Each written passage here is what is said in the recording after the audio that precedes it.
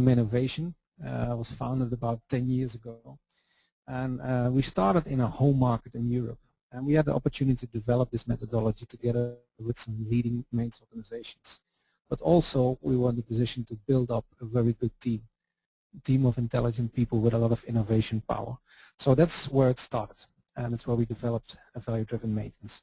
We will discuss what it's all about a bit more in this presentation, of course.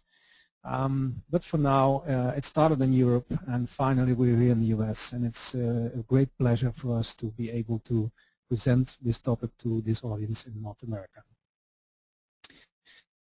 Well, just as a brief summary, the things that we do, because I think a lot of people still don't know who Mainnovation is. Mainnovation is a very dedicated maintenance and reliability consulting company. So we do everything in the area of maintenance business consulting. We have a separate group for helping companies to enforce their reliability engineering capabilities. In some occasions we do interim management, change management to speed up improvement. And we are heavily involved in implementing CMMS or EM systems and also business intelligence solutions to help to make the right decisions.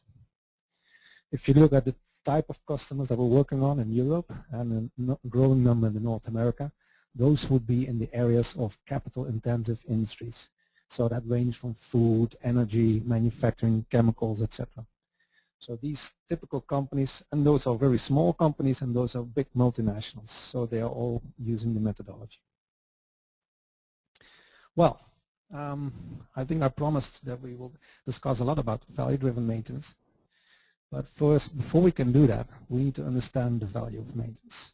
So it's my goal today to try to convince you that you should all have voted for number D to make money for my company.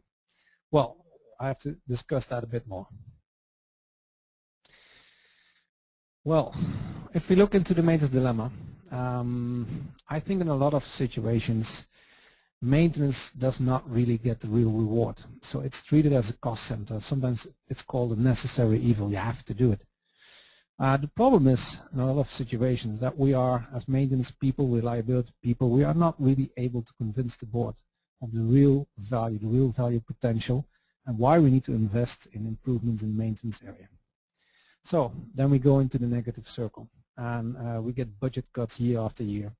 The team gets demotivated. It's very hard to hire new talent, etc. The workforce is aging. So we need to get out of that loop.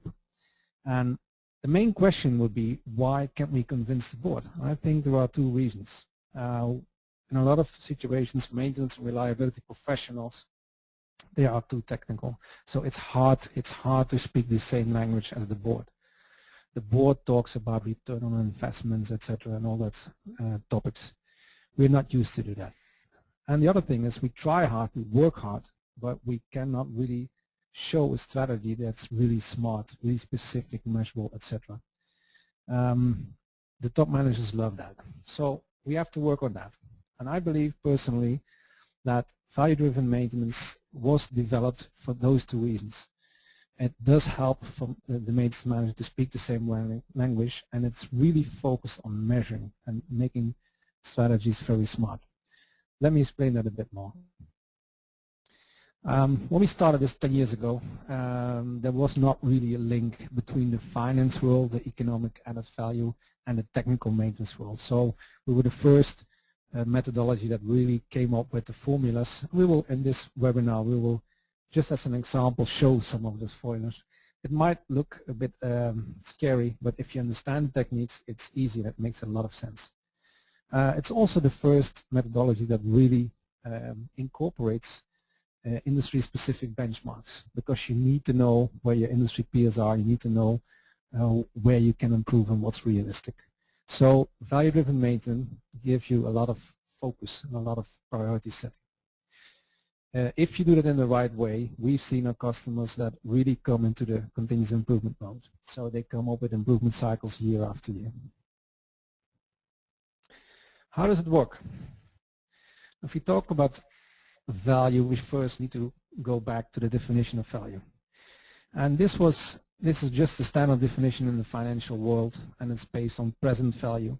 So the normal definition is value is the sum of all free future cash flows discounted to today. Why do we discount it to today? That's easy. If you have $1 today, you can bring it to the bank, you can invest it in a lot of things, and you could make a reasonable return on that. If you just get that dollar in 10 years, you miss the opportunity to build that gains in the 10 years. So it's more beneficial to have it now. Every dollar in 10 years will be discounted to the same value today. There are formulas for that, and that's not the big part. I mean, the formula looks like this. It says, okay, all cash flows, so that's the sum of the CF's cash flows over the years, and it's discounted by today. And normally, if you make a change, if you do a project, you have some startup costs. Startup costs are represented by the cash flow in year 0. So we use the R, the internal rate of return, or the discount rate, or the hurdle rate, and that's representing the opportunity cost of capital. In a lot of companies, it could be the case that, okay, we only do this investment in a new plan or a new marketing campaign if the return on that investment would be at least 10%. So think of it like that. The formula is still a bit scary, so we always like to use shortcuts. And this is one which is really realistic. In a lot of situations, if you go in a maintenance improvement, let's say you reduce the costs of spending, or you come up with a technique that minimizes your shutdowns per year, normally you will have that gain every year after year. So we will use a simplification and say, okay, these cash flows will be sustainable year after year. And then the formula is a bit simpler. If we apply that to, let's say, the field of maintenance and reliability, there are only 4 ways to create value. And we believe those 4 ways are in those 4 areas. The first one is, if you are able to minimize your equipment downtimes, so you increase your uptime, you can sell more products and you bring more money to the company. If you could do the same with less money spending on maintenance and repairs, you also add cash flow to the company. If you are able to be more compliant with all the SHE legislation, you increase the chance that you will obtain your license to operate in the future, and will be able to produce cash flows in the future. And the last area would be, if you are able to do that with as little spare part stock as possible, you free up a lot of cash flows that could be used as working capital for other investments. So there are 4 areas in which you really can create a business cash flow for the company: asset utilization, cost control, SHE compliance, and resource allocation. So if we apply the formula to maintenance, it will be the sum of all free cash flows, so that will be the sum of the cash flows in those 4 areas divided by R. Again, we believe you could look at sustainable improvements year after year. And also, the assumption is that if you are able to increase your production volumes, there will be no, let's say, environmental limitations to do that. Well, what's important, if you really are going to calculate the value, is that you do it per driver individually, but you also know whether there is an interference within those value drivers. So some people are smart and say, okay, if I don't do maintenance, there's a lot of extra cash flow because I save a lot of maintenance spendings, but everybody can understand that you have a negative cash flow then, and you have a lot of problems on your uptime and on the SHE, etc. So you need to find cash flows that are really sustainable. Normally, one of the 4 will be dominant. I just added, before we're going into the calculation, it's just 2 things that you have to remember. The value potential depends on your actual performance. So where are you today? And compared to industry peers, what could your performance be? So that's the performance gap. And the other side is the market dynamics. Markets change. Your product can now be in a booming market. Maybe in a few years it's stable or it's declining. You cannot influence that as a maintenance matter, but you need to know it. And you really have to define your strategy based on those market situations. So once you know what the value is of 1% improvement and you know what the performance gap is, you can calculate the actual value potential. Let's just look at 2 examples, and I could do a lot of more, but we don't have the time today. Let's just look at 2 examples on how you do the actual calculation. We start with cost control. And in this case, again, sustainable improvements, growing market, and the discount factor is 10%. So in this example, the asset replacement value of your plant or your facility is 200 million. And your current maintenance spendings are 10 million. So as a first main KPI on that area, the maintenance cost versus asset replacement value is 5%. That's your current score. If you would be able to improve cost with 1%, so actually that means reduce the spendings with 1%. 1% of 10 million would be 0.1 million USD per year. If you do that in a sustainable way, and you have that benefit year after year after, that would add up to 1 million in total using the formula we just saw, meaning C divided by R. If we then look at the performance gap, we already saw that the current KPI score is 5%. Well, suppose this is a food company, and we know that all the competitors and maybe the best-in-class companies are in the range of 3% or maybe even 2.5%. It could be very realistic to say, okay, the targets to achieve in 2 or 3 years would be to go from 5% to 4% maintenance cost versus asset replacement value. The change of that would be 5 minus 4 divided by 5 is 20%. It's a 20% improvement from the new situation to the old situation. So what will be the value potential? That's the 1 million over here multiplied with the 20% change over here, given 20 million in total. If that sounds too long, you could also say 2 million per year. Just as an example, if the startup cost to achieve that, let's say invest in a project and that would cost $500,000, then the NPV calculation for this example would be 19.5 million. Let's do an example on the other side, calculating the value potential of asset utilization. So in this example, the annual profit, and that's not fully correct, the synonym of EBITDA, earnings before interest, tax, depreciation, and amortization, but we'll go for that. Let's say the annual profit is about 90 million US dollar per year. And the current technical availability, so we're talking about the uptime or the maintenance OEA, is 90%. And suppose again we have this growing market. You could say then that the 90 million profit is made by 90% availability, so each % extra availability will give you 1 million USD. If that's a sustainable improvement and you have that return every year, that would add up to almost 10 million. The performance gap in this situation, let's say it's achievable.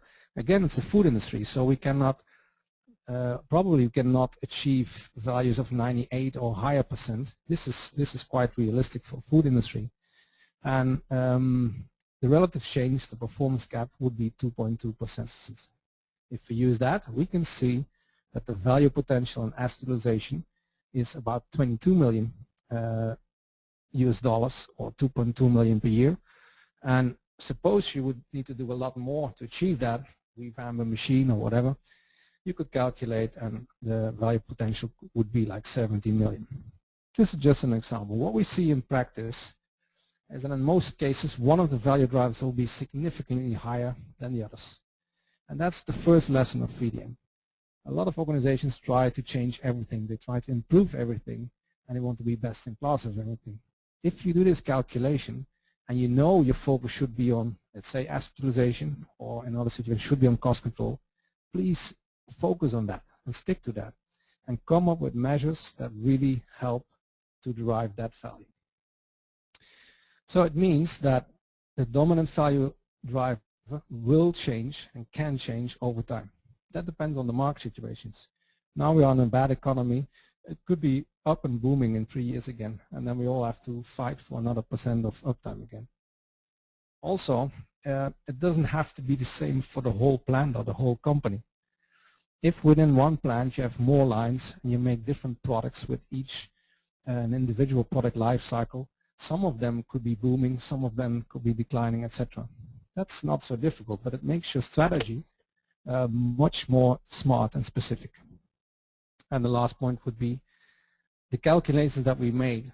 If I say, okay, it's achievable that we go from 5 to 4% maintenance cost versus asset replacement value, that needs to be backed up by industry-specific benchmark data, because those data differ per industry. Here we see some examples of companies that really created value using VDM. And that differs. Some did it on asset utilization, some did it on cost control, some did it on spare parts, etc. Some of these cases I will discuss in more detail during the presentation.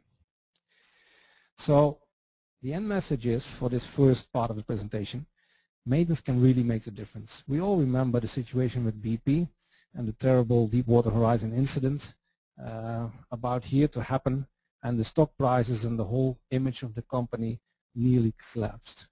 Another example, DSM chemical company was lower than the industry average.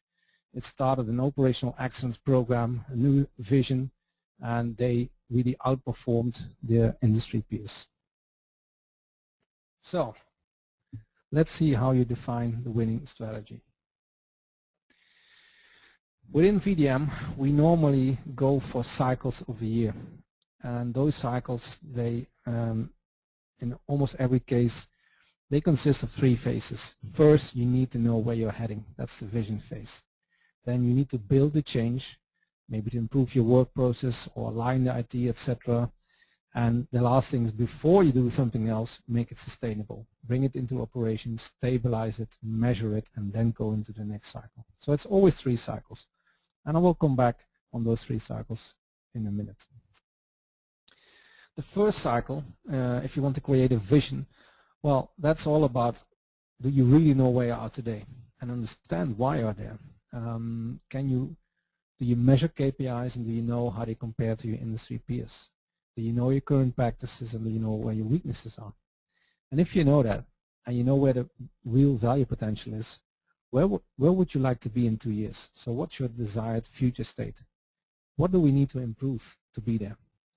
And the last part is, you can dream of a future state, you have to bring it into action. So the action plan is all about choosing the best approach and the best team.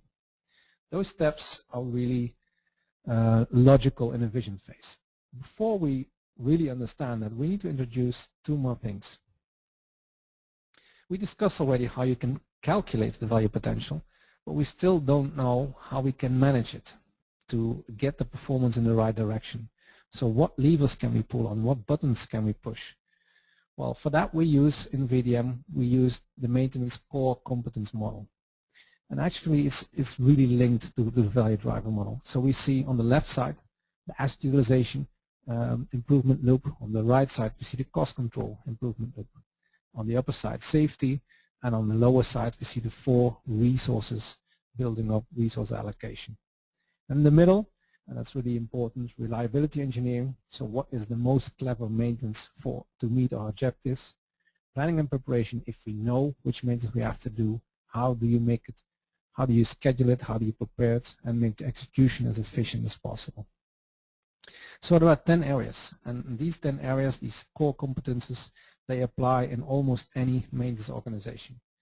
So if you look at that, it was our goal to come up with 1 main KPI per competence. And of course, if we talk about dashboards and etc., there will be a lot of lower PIs, but the main KPIs will be those. And we use them for benchmarking. So every area is covered with a KPI that really tells where you are. If you are in the position to use benchmark data, then you really can compare whether your performance is good or average or maybe better than average. One of the tools to do that with is our online benchmark database, and it's called myvdm.com. And in that benchmark database, every company that's subscribed to the program will get secured access. So you bring in your data, the data will be validated by our consultants, it will be checked whether it's compliant with all the definitions, and if it's there, it will be entered in a benchmark simulation run. The good thing is that it's not only about measuring the current state, it will also help you to the whole process. So it will help you to see, okay, if I set other targets, what will be the value potential for that. Just as an example, one case, so in general, here you see the 10 KPIs, and here you will see your own scores. Suppose you're in the energy sector or in the food sector and the oil and gas, etc. This will be compared by your industry peers. So which will show the maximum, it will show the average, and it will show the minimum, in this case the best value. So compared to that, there's a clear example that in this example for this company, their spendings of MRO is the highest, so the worst in the population. On the other hand, the costs are in the middle, so almost average.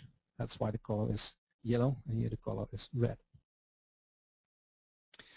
It's not only about the measures and the KPIs. The KPIs are really important, but you have to understand why you are not more professional in that area.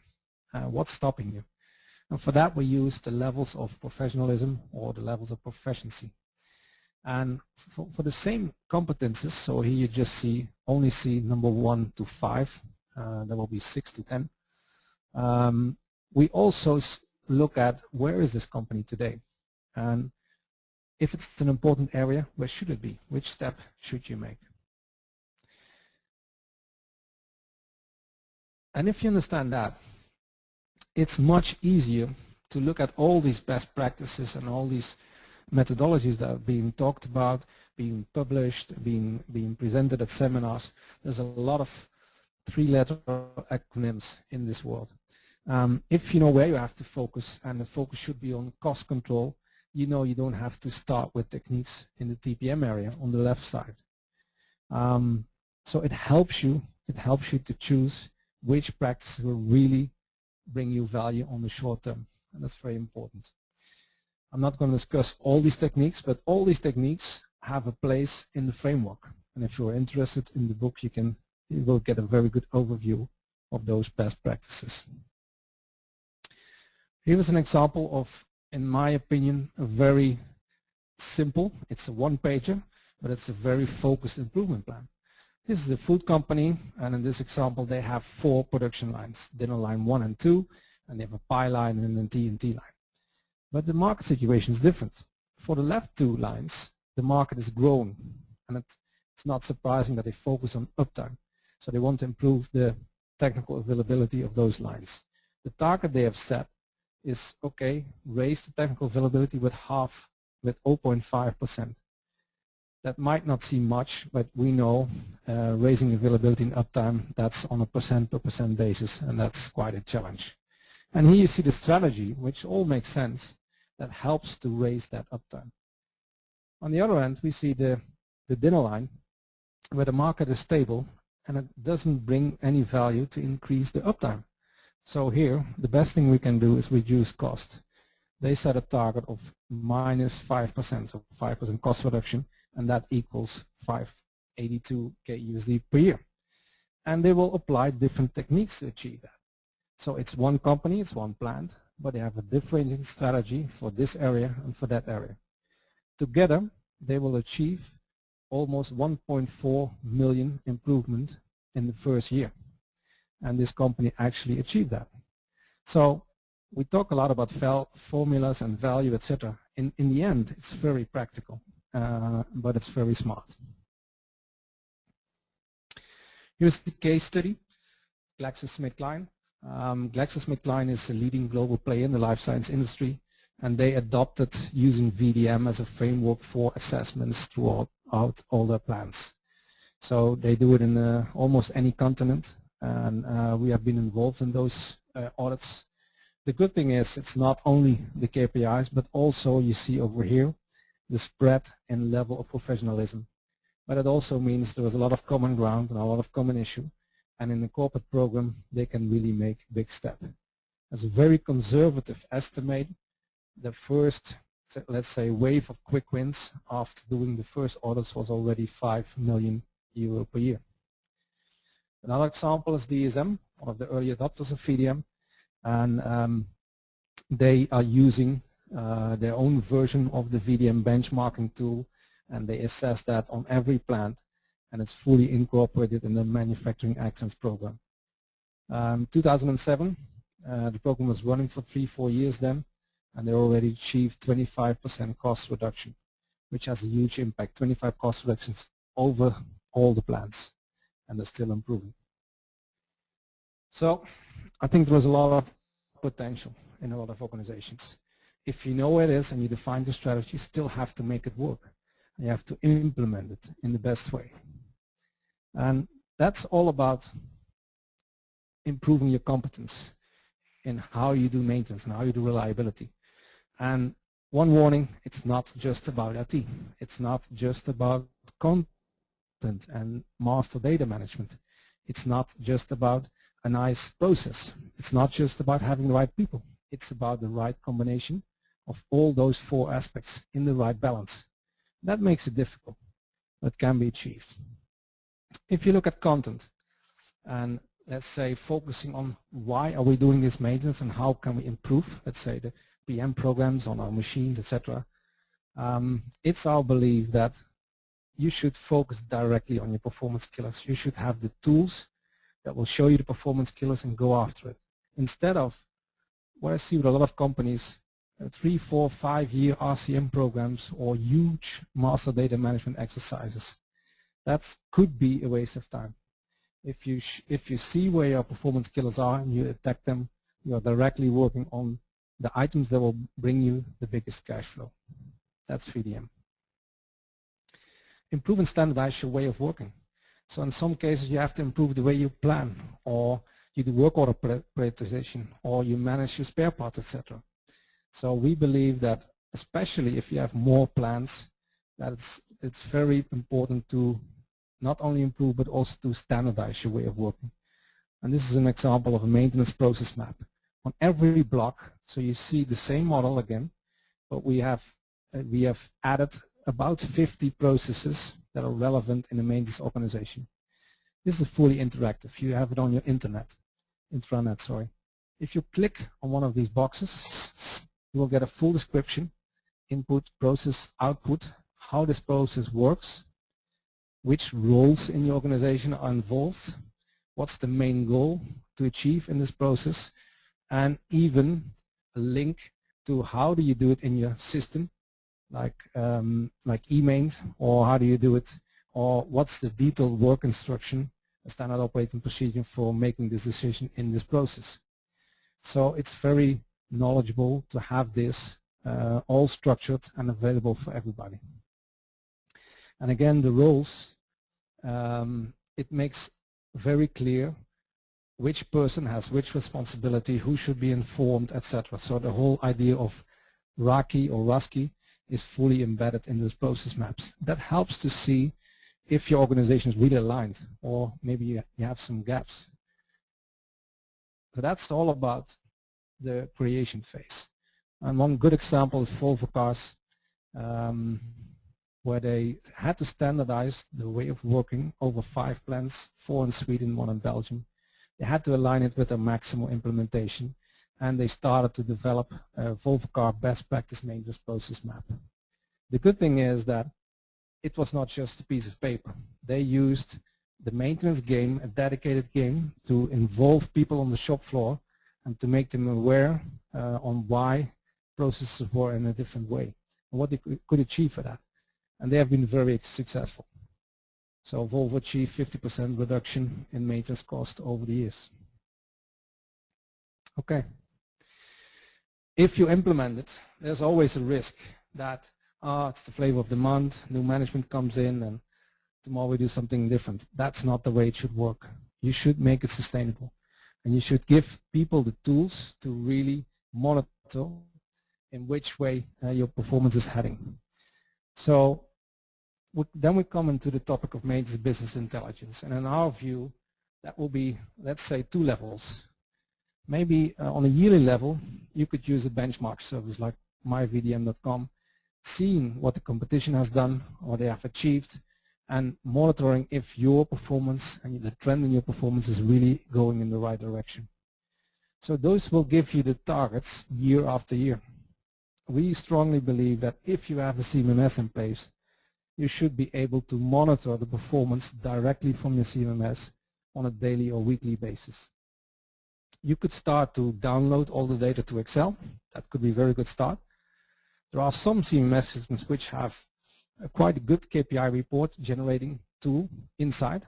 I believe eMaint is one of them, already delivering 90 pre-configured graphs, which is quite good. And in some situations there is even a next step, and that's a fully pre-configured KPI dashboard and analytics solution. I think it's really in line with the VDM methodology that we focus so much on performance, and that's why we developed these kind of pre-configured KPI dashboard solutions. One of the first companies in the US to use that was Conagra Foods, not just the KPI dashboard, but also using the benchmark for the yearly assessment, using the process map, using a special way of doing reliability engineering, really embedded in where's the value potential, and the dashboard to monitor the real achievements. Again, 30 plants, it's very easy to achieve about 1.5 million per plant per year. So that's a nice total to work on. Just as an example, what those tools can do, and that's just a step more than the KPI meter. It starts with a home page. In this example, if we focus, let's say, on cost, we already see that the actual value of this month is 3 and the target was 2.4. Year to date, it's in red and the trend is in red. So we have a problem over here. If we would click on this one, you would get the next level, providing you with detailed information on what's happening with all your maintenance costs. So here's the trend of the KPI. And you see already that in August, September, the first problems occur. If you compare that just to your maintenance spendings compared to the budget, you maybe only would have seen that in December, which is way too late. So you see it already in August and September. You also see directly where your money is going. So in this case, if you click, you will see that the majority of the spendings is on production assets and mainly on spare parts for corrective work orders. If you would like see the list, you just click and you get a report showing all the spare parts spendings on those corrective work orders. So this is an example of a full drill down analysis capability, and we truly believe that will help to come into a continuous improvement mindset. So that will bring me to the summary of what we have been talking about in this webinar. Well, how do you get your winning maintenance strategy? I believe the first thing is that you need to understand where your dominant failure driver is. If you don't have the right focus, you probably will not end up being successful. The right focus is good, but you need to know in more detail how good you are, where are your weaknesses, and where you can easily improve. You have to be selective. Choose the practices that really help to innovate your organization. And you need a monitoring tool that helps to stay focused, measure performance, and come into a continuously improving mindset. Well, that will be my presentation, and I thank you already for your attention, and I'm very interested in your questions.